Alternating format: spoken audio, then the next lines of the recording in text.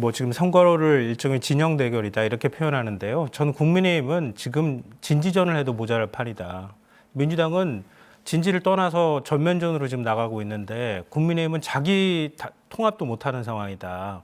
그래서 제가 한독수 후보가 나와가지고 국민을 통합하겠습니다 이렇게 얘기할 때 좀 헛웃음을 웃었어요.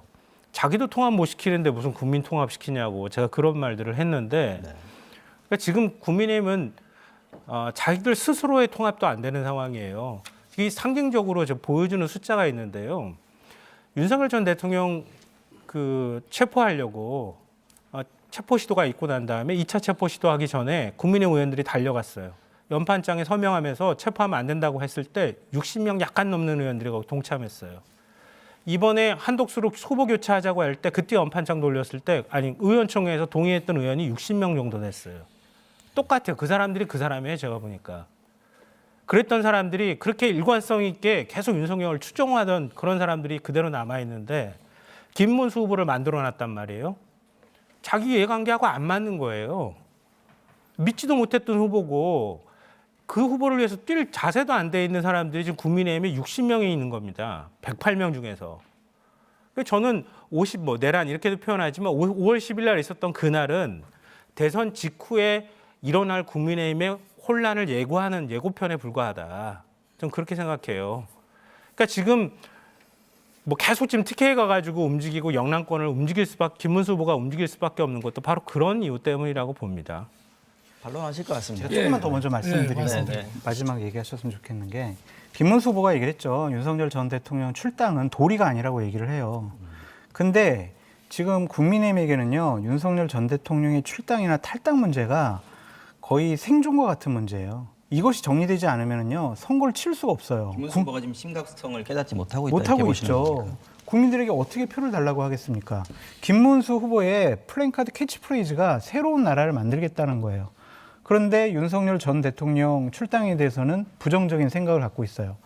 그러면 국민들은 윤석열 전 대통령과 함께 계속 하려고 하는구나. 그렇게 느낄 수밖에 없잖아요. 그러면은 본인의 캐치프레이즈와 그리고 선거 전략상 이게 맞지가 않아요.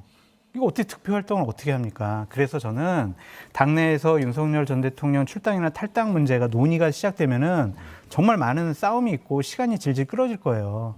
그래서 저는 결자해제해라. 윤석열 전 대통령이 먼저 선제적으로 탈당을 하시는 것이 맞다. 그래야 국민의힘이 최소한적으로 기본적인 선거운동할 수 있는 명분과 발판이 생긴다. 그렇게 말씀드려요. 국민의힘에서는 이렇게 좀 곤란해하는 상황, 난감한 상황인데 윤석열 대통령이 또 김문수 후보 확정됐을 때 메시지를 또 냈어요. 이 부분에 대해서 어떻게 제가 보셨어요? 아마 국민의힘에서 가장 어떻게 보면은 이 중도에 있을 거예요. 저는 윤석열 대통령 탄생하는데 0.00001%도 내 기여한 바 없습니다. 딱 기여했다면 제가 한 표 드린 것밖에 없는데 그래서 제가 객관적으로 볼 수가 있어요. 지금 현재 홍준표 후보와 한동훈 후보가 다른 분들은 다 이제 합류가 됐어요. 홍준표 후보는 이미 이제 정계를 은퇴를 했습니다. 은퇴를 한 상황 속에서 어떠한 것을 한다는 것은 적절치 않은 것 같고 그 대신 홍준표 후보의 비서실장 했던 김대식은 여기 합류를 했지 않습니까? 이런 부분이고 왜 당의 최종의 총의를 모아졌으니까 당연히 우리 당인으로서 당심을 따라서 선거운동을 해야 되는 거예요. 그래서 저는 합류를 했습니다. 그리고 이제 한동훈 후보는 저는 한동훈 후보가 앞으로 우리 당의 큰 자산의 한 명 중이라고 생각을 해요. 그리고 앞으로 정치를 할 거고 저는 이번에 새로운 비대위원장 된 우리 김용태 의원이나 이준석 개혁신당의 후보나 한동훈 후보는 앞으로 한 30년은 여의도판에서 이름이 오르락내리락 할 거예요. 젊고 그렇기 때문에.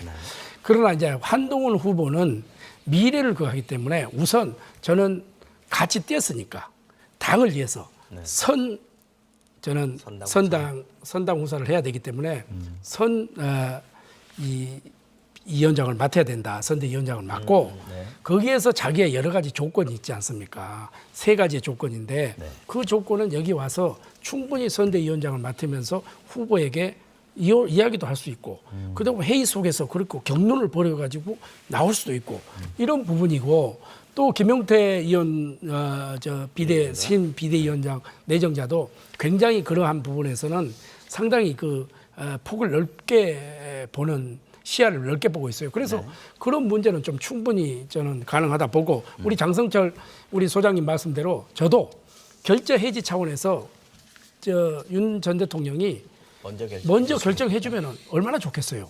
그러나 지금 이 상황에서 본인이 어젠가 그젠가 메시지를 냈는데 저는 메시지가 맞지 않다고 생각해요. 지금 메시지 내면은 전혀 선거에 도움이 안 됩니다.